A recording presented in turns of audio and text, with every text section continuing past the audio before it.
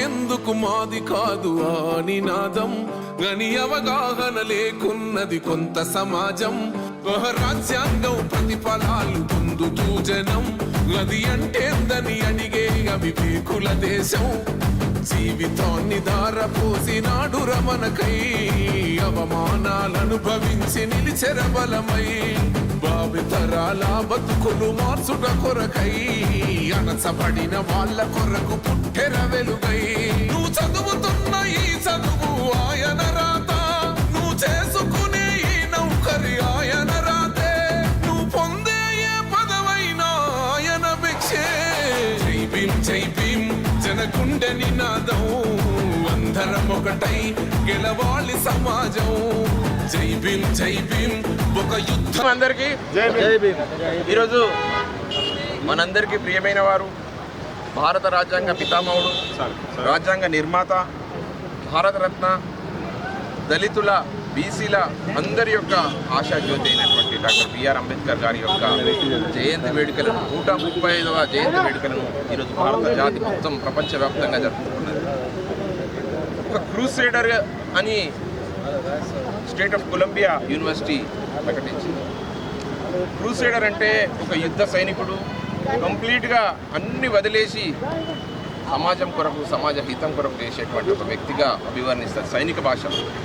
అటువంటి క్రూసేడర్గా విద్యా వ్యాప్తిని, సమాజంలో ఉన్నటువంటి అట్టడుగు వర్గాలకు విద్యను అందించాలని, వారికి ఓటు హక్కు కలిగించాలని, అలాగే ప్రతి ఒక్కరి దాంట్లో దళితులు, అణచివేతబడినటువంటి శూద్ర జాతికి సంబంధించినటువంటి చాలామందిని అణగదొక్కినటువంటి ఆ కాలంలో 1940s, 50sలో అంతకుముందు జరిగినటువంటి అఘాయిత్యాలు, ఘోరాలు, అట్రాసిటీస్ అన్నింటినీ కూడా దృష్టిలో పెట్టుకొని నా భరత జాతికి, నా దేశం కొరకు ఏదో వరకు సాధించాలన్న ఉద్దేశంతో భారత రాజ్యాంగాన్ని నిర్మించి దాని ప్రకారం మనకు చట్టాలను అమలు చేస్తూ మన హక్కుల్ని పెంచుతూ మన యొక్క ఆలోచన విధానాన్ని కూడా పెంచుతూ అలాగే ప్రతి ఒక్కరి యొక్క జీవితాల్లో బంగారుమయం చేయాలన్న ఒక ఆలోచన విధానంతో బాబాసాహెబ్ అంబేద్కర్ గారు చేసినటువంటి కృషి అమోఘం. ఈరోజు నేనేమంటానంటే జ్ఞానం లేని విద్య కిటికీలు లేని తలుపులు లాంటిది. ప్రతి ఒక్కరు కూడా కష్టపడి ఈ యొక్క స్టేజ్కి వచ్చినాం. మనం విద్యలో మనను అణచివేయబడ్డారు, ఉద్యోగాల్లో అణచివేయబడ్డారు, ఆస్తుల్లో అణచివేయబడ్డారు, భూముల్లో అణచివేయబడ్డారు, అధికారంలో అణచివేయబడ్డారు, మానవత్వాన్ని కూడా అణచివేయబడ్డటువంటి ఫ్యాసిస్టు సంస్కరణలు అప్పట్లో ఉండే. వాటన్నిటిని కూడా కూలదోసి ఈరోజు భారత నిర్మాణానికి ముఖ్యమైనటువంటి అగ్రికల్చర్ సంబంధించింది కానీ ప్రాజెక్టులు, ఆక్రానంగల్ కానీ, హీరాకుడ్ ప్రాజెక్ట్స్ని ఏర్పాటు చేసినటువంటి, ఎలక్ట్రిసిటీకి సంబంధించినటువంటి పవర్ గ్రిడ్స్ని ఏర్పాటు చేసినటువంటి గొప్ప నిర్మాత, జాతి నిర్మాత బాబాసాహెబ్ అంబేద్కర్ గారు. ఆయన ఏమన్నారంటే, ఓటును మీకు నేను బహుమతిగా ఇచ్చాను, వాటిని ఖచ్చితంగా మంచి వ్యక్తులకు వేసుకొని కాపాడుకుంటారో, డబ్బులకు మద్యానికి అమ్ముడుపోయి మీ యొక్క జీవితాలను నాశనం చేసుకుంటారో అది మీ ఇష్టం, మీ చేతిలో పెట్టిందన్నారు. అణగారిన వర్గాలకు ప్రతి ఒక్కరికి కూడా మంచి యొక్క దారిని చూపించినటువంటి తను. బీసీలకు సంబంధించినటువంటి సబ్బండ వర్గాలు ఏవైతే ఉన్నాయో వాటన్నిటికీ కూడా రాష్ట్రాలకు అధికారాన్ని బదలాయించి అప్పట్లో జరిగినటువంటి ఆర్టికల్ 3 ప్రకారం మనకు తెలంగాణ రాష్ట్రం ఏర్పడ్డది. వీటన్నిటి యొక్క రూపకల్ప, అలాగే హక్కులు, మన సంబంధించినటువంటి బాధ్యతలు, మనకి ఏమేమి కావాలనో వాటన్నిటికి సంబంధించి ఈరోజు మనకి ఇంత గొప్పగా, ఇంత మంచిగా మనందరికీ అరటి పండు పెట్టినటువంటి ఆయన మహనీయులందరికీ కూడా గొప్పగా నేను వందనాలు సమర్పించుకుంటున్నాను. అలాగే ఈరోజు మనం చూస్తున్నాం, డబ్బు మూటలు పట్టుకొని వచ్చేసి ప్రతి ఒక్కరు కూడా ఓటర్లు ఏమున్నదిలే, వీళ్ళందరూ దళితులు, మైనారిటీలు, బీసీలకు పైసలు పడేస్తే అయిపోతుందనే కాలం మారింది. గతంలో జరిగినటువంటి, ఈ మధ్య కాలంలో జరిగినటువంటి స్థానిక సంస్థల ఎన్నికలు కానీ ప్రతి ఒక్కరు దాంట్లో కూడా విప్లవం స్టార్ట్ అయింది. అణచివేత మొదలైనప్పుడు విప్లవం స్టార్ట్ అవుతుంది, విప్లవం స్టార్ట్ అయినప్పుడు వారి యొక్క పోరాటం స్టార్ట్ అవుతుంది, పోరాటం స్టార్ట్ అయినప్పుడు రాజ్యాధికార దిశగా మొదలైంది. ఈ మధ్య చూస్తున్న మున్సిపాలిటీల ఎన్నికల్లో ప్రతి ఒక్కరు కూడా ఎవరైతే అణచివేయబడ్డారో వారందరూ కూడా పైకి లేచిండ్రు. డబ్బు మూటలు పట్టుకుని వచ్చిన వాళ్ళను తిరుగు ప్రయాణం పంపించారు. జనం చాలా తెలివైన వాళ్ళు, చైతన్యవంతులైనరు.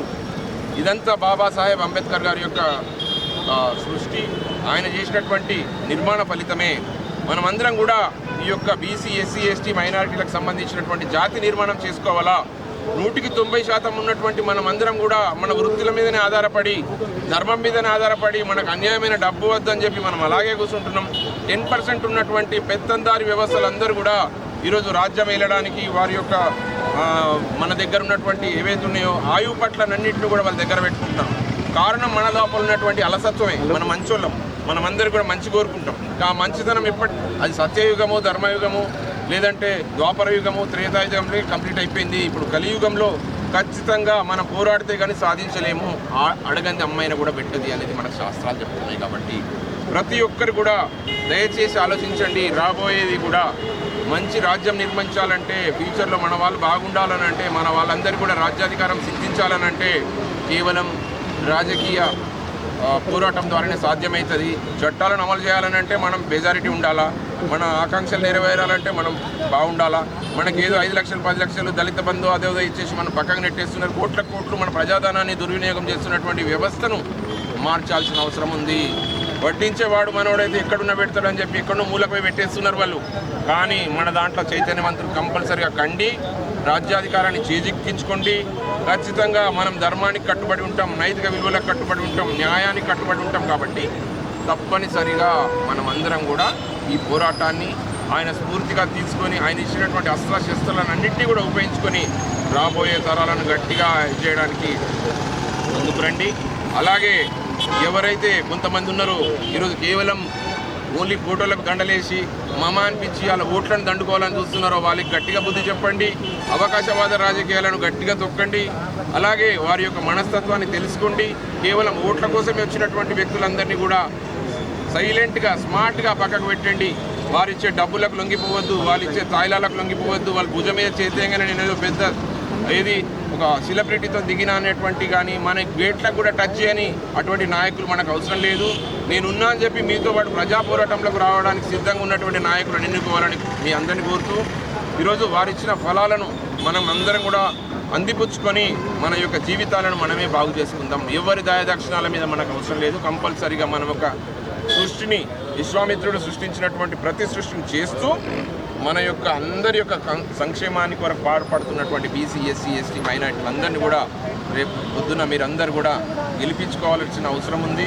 దాని ద్వారానే ఆయన కలలు కన్న రాజ్యాంగం, ఆయన కలలు కన్న ప్రజాస్వామ్యం పరిడమిల్లుతున్న అందరికీ చెబుతూ ఇక్కడికి వచ్చినటువంటి నా అన్నదమ్ములందరూ సురేష్ అన్న, రమణన్న, రాంప్రసాద్ అన్న, నారగూడన్న, గిరి గారు, వినోద్ గారు, విజయ్ అగర్వాల్ గారు, గంగామోహన్ గారు, అలాగే ఇక్కడ ఉన్నటువంటి పెద్దలందరికీ కూడా ఆయన సాక్షిగా మేమందరం కూడా ప్రమాణం చేస్తున్నాం. మా ధర్మాన్ని, మా ప్రజాస్వామ్యాన్ని, మా రాజ్యాంగాన్ని మేము ఖచ్చితంగా రక్షించాం. Thank you so much.